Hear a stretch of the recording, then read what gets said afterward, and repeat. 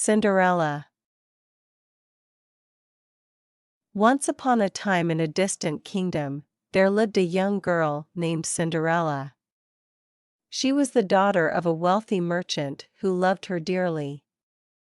However, her happiness was short-lived. After her mother's death, her father remarried, and Cinderella's life took a dramatic turn for the worse. Her new stepmother and stepsisters were cruel and treated her with disdain.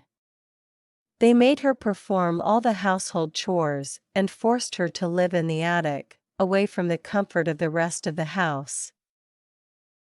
Despite the harsh treatment, Cinderella remained kind-hearted and hopeful. Her only solace came from the small animals in the house, birds and mice, that she had befriended. They would often keep her company and help her with her chores. Cinderella would sing to them and share her dreams of a better life, her voice echoing through the dusty attic. One day, the palace announced that a grand ball would be held in honor of the prince, who was searching for a bride. Every young woman in the kingdom was invited, and excitement buzzed through the streets. Cinderella's stepsisters were thrilled and spent days preparing their gowns and practicing their dance steps. They were determined to win the prince's favor. Cinderella longed to attend the ball, but her stepmother forbade it. "You have no proper gown," her stepmother said with a sneer, "and you are much too dirty to be seen in the palace. You will stay here and clean the house." Heartbroken, Cinderella could only watch as her stepsisters left for the ball, dressed in their finest gowns. She sat alone in the dim light of the attic, tears streaming down her cheeks. She felt a deep sense of sadness, knowing this would be her only chance to experience something magical and to escape her miserable life, even if just for a night. As she wept, a warm, gentle light filled the attic. Out of the glowing mist appeared her fairy godmother. With a kind smile and a twinkle in her eye, the fairy godmother reassured Cinderella, "Do not be sad, my dear. I will help you go to the ball." With a wave of her wand, the fairy godmother transformed Cinderella's tattered clothes into a magnificent gown made of the finest silk and satin. The gown sparkled with 1,000 colors, and delicate glass slippers adorned Cinderella's feet.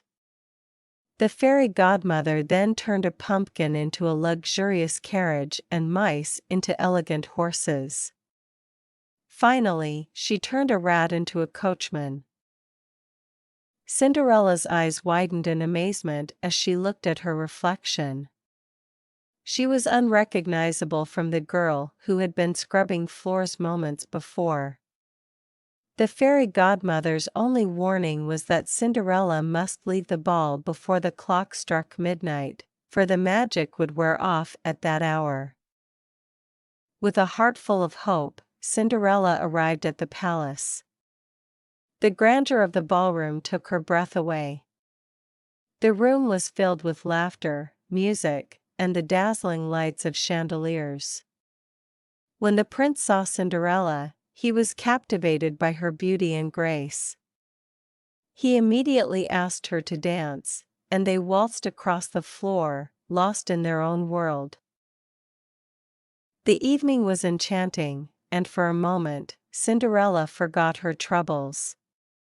The prince was kind and attentive, and Cinderella felt cherished and loved in a way she had never experienced before.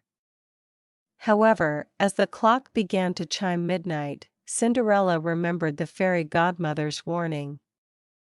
She knew she had to leave, and with a heavy heart, she rushed out of the ballroom, leaving the prince bewildered. In her haste, one of her glass slippers slipped off her foot. Cinderella didn't have time to retrieve it. She ran down the grand staircase and fled into the night, her magnificent gown transforming back into rags as the clock struck 12. She returned to her attic home, heartbroken and exhausted. The next day, the palace was abuzz with news of the mysterious girl who had enchanted the prince. The prince had found the glass slipper Cinderella had left behind and was determined to find the owner. He declared that the girl who could fit the slipper would become his bride. The royal servants traveled far and wide, visiting every house in the kingdom. When they arrived at Cinderella's home, her stepsisters eagerly tried on the slipper, but it did not fit them. Cinderella's stepmother tried to hide her, fearing that the slipper might fit her. However, Cinderella's fairy godmother had prepared for this moment. With the help of her magic, the fairy godmother made sure that Cinderella was revealed. When Cinderella tried on the glass slipper, it fit perfectly. The prince recognized her instantly and, with joy in his heart, asked her to marry him. Cinderella and the prince were married in a splendid ceremony. The entire kingdom celebrated their union, and Cinderella's stepmother and stepsisters were left to reflect on their actions.